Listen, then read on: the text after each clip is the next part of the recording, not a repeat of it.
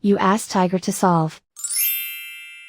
This deals with linear equations with one unknown. The final result is c equals 8. Let's solve it step by step. Group all constants on the right side of the equation. Subtract 48 from both sides. Group like terms. Simplify the arithmetic.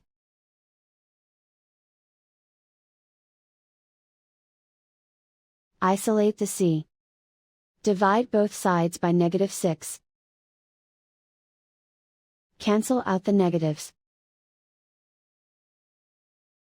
Simplify the fraction.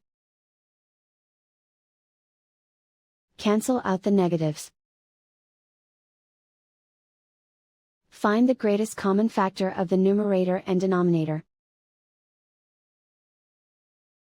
Factor out and cancel the greatest common factor.